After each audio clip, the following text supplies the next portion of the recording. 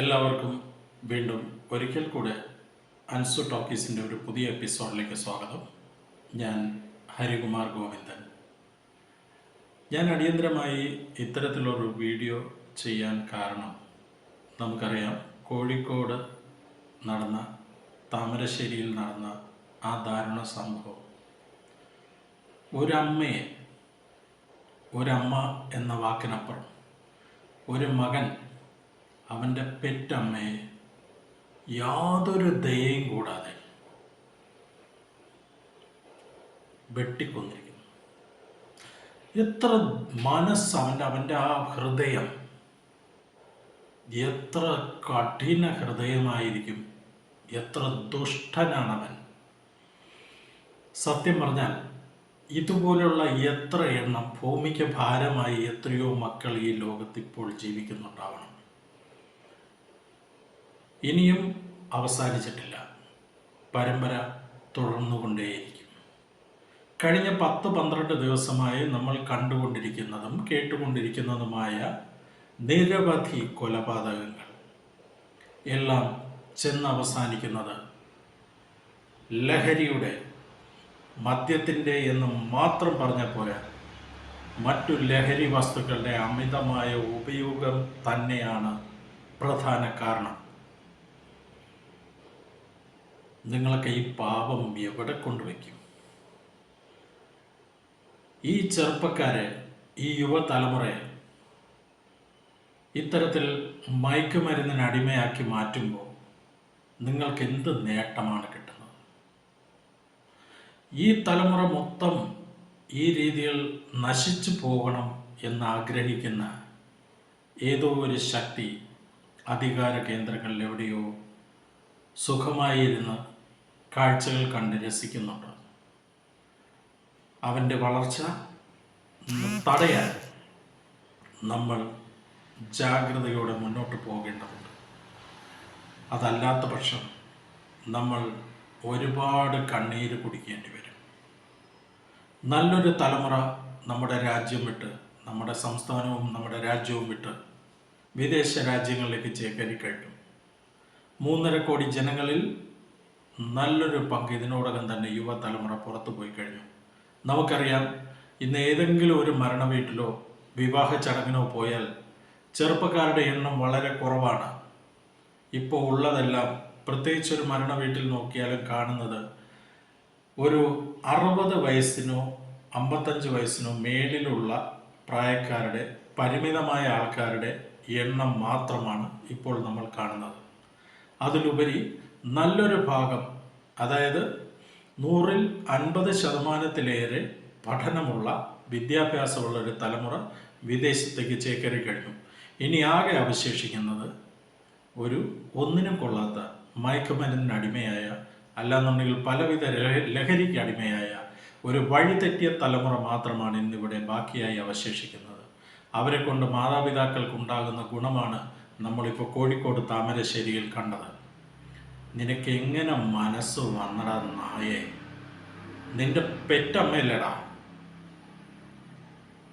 ഒരു social media പലരും കാണുന്ന ഒരു മാധ്യമത്തിലൂടെ ആയതുകൊണ്ട് എൻ്റെ നാവിൽ വേറൊന്നും വരുന്നില്ല, പറയാൻ പറ്റുന്നില്ല. വരുന്നുണ്ട് നാവിൽ പലതും, പക്ഷെ പറയാൻ പറ്റുന്നില്ല. നിന്നെ 9 മാസം ചുമന്ന് പ്രസവിച്ച നിന്റെ അമ്മ, നിന്റെ മലവും മൂത്രവും എല്ലാം സ്വന്തം ശരീരത്തിലേക്ക് ആ ചൂട് ഏറ്റുവാങ്ങി ജീവിച്ച നിന്റെ അമ്മ എന്തുമാത്രം നിനക്ക് വേണ്ടി വേദന അനുഭവിച്ചിട്ടുണ്ടടാ, നിന്നെ വളർത്തി ഈ നിലവരെ കൊണ്ടെത്തിക്കാൻ. നീ ആ വെട്ടാൻ വേണ്ടി ഉയർത്തിയ നിന്റെ കൈ കൊണ്ട് നീ മുന്നോട്ട് എത്ര കാലം ജോലി ചെയ്ത് നിനക്ക് ജീവിക്കാൻ കഴിയും? നിനക്കുറപ്പുണ്ടോ? നീ വെട്ടാൻ ഉപയോഗിച്ച ആ കൈകളിൽ ജനിച്ച കാലം മുതൽ നിന്നെ വാരിപ്പുണർന്നുകൊണ്ട് നിന്റെ അമ്മ നിനക്ക് എത്ര മുത്തം തന്നിട്ടുണ്ടടാ നായേ?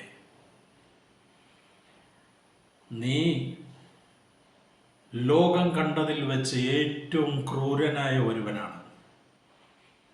ഈ ലോകം കണ്ട ഏറ്റവും വലിയ കൊടും പാപിക്ക് കൊടുക്കുന്ന ശിക്ഷ പോലും നിനക്ക് തന്നാൽ കുറഞ്ഞു പോകും.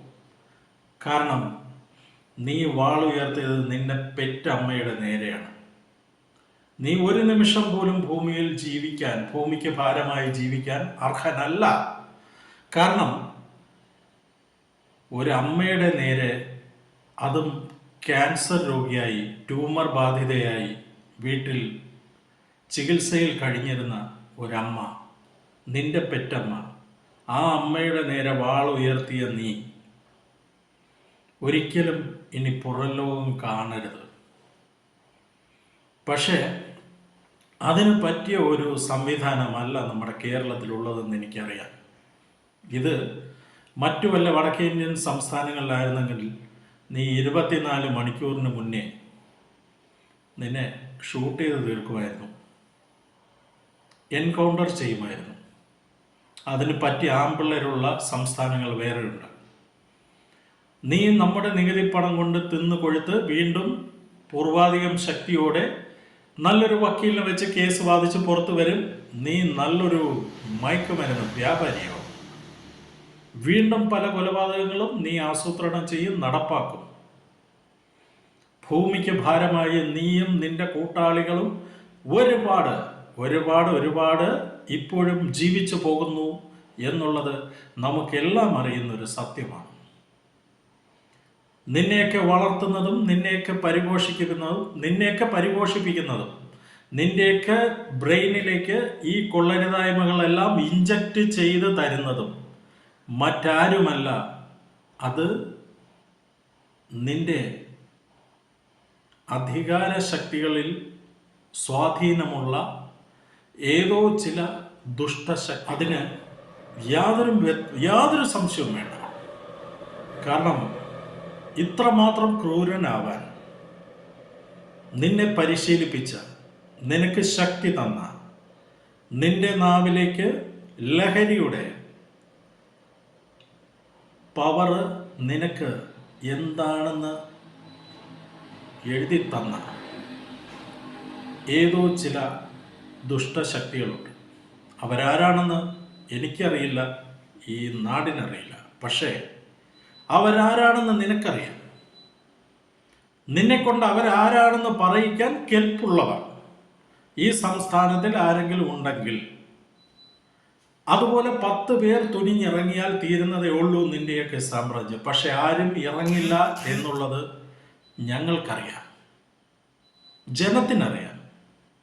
കാരണം അധികാരം നിന്റെയൊക്കെ വിരൽത്തുമ്പിലാണ്.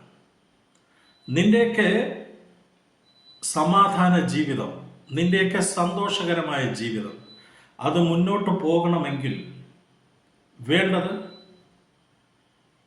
നിങ്ങളുടെ മയക്കുമരുന്ന് ശക്തി, അതിൻ്റെ ലോബി തഴച്ചിവിടെ വളരണം.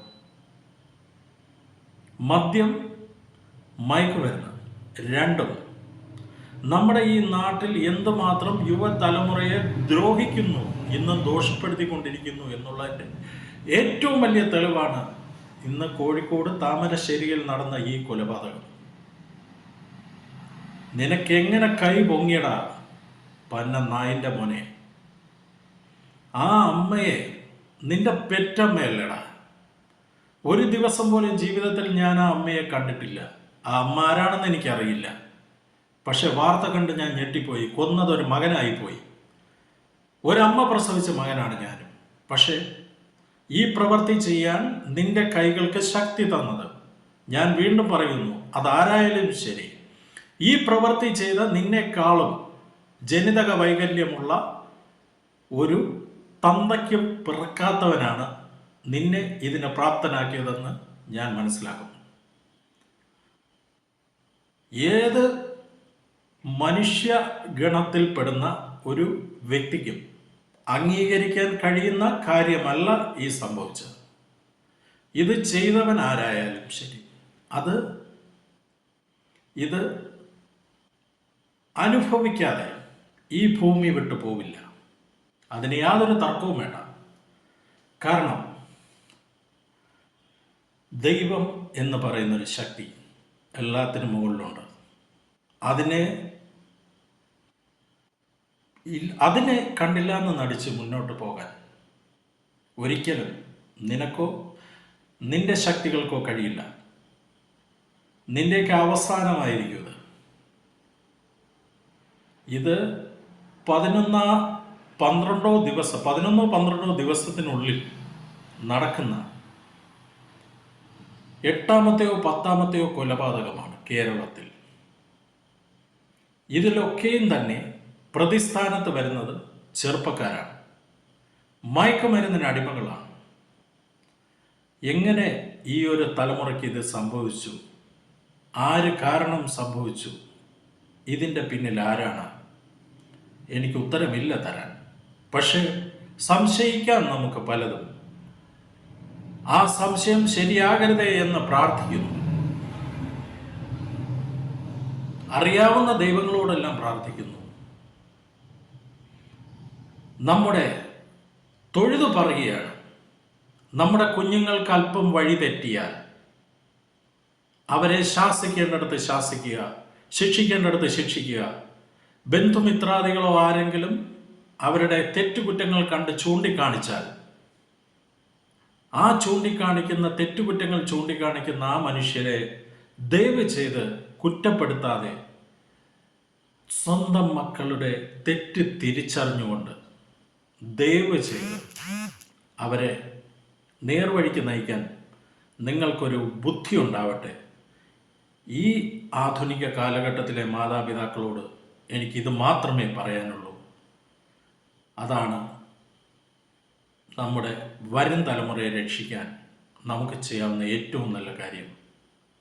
അവർക്ക് നല്ലത് മാത്രം പറഞ്ഞു കൊടുക്കുക. നല്ല ഈശ്വരവിശ്വാസവും ഗുരുത്വവുമുള്ള മക്കളായി മാത്രം നമ്മൾ നമ്മുടെ മക്കളെ വളർത്തുക. അത് വേണ്ട എന്ന് ആരെങ്കിലും പറഞ്ഞാൽ മനസ്സിലാക്കുക, നിങ്ങളുടെ കുഞ്ഞ് ഇന്ന് കോഴിക്കോട് താമരശ്ശേരിയിൽ സ്വന്തം അമ്മയെ കൊല്ലാൻ പ്രാപ്തനായ രീതിയിൽ വളർന്നു വന്നതുപോലെ വളർന്നു വന്നേക്കാം ഒരു പക്ഷേ. കാരണം ഭൂമിക്ക് മുകളിൽ സൂര്യന് താഴെ അവൻ ഒന്നിനെയും ഭയപ്പെടുന്നില്ല. അതുകൊണ്ട് തന്നെ മറക്കാതിരിക്കുക, നിങ്ങളുടെ കുഞ്ഞുങ്ങളുടെ ഭാവി നിങ്ങളുടെ മാത്രം ഉത്തരവാദിത്തമാണ്. നിങ്ങളുടെ മാത്രം ഉത്തരവാദിത്തമാണ്. മറക്കാതിരിക്കുക. ബൈ.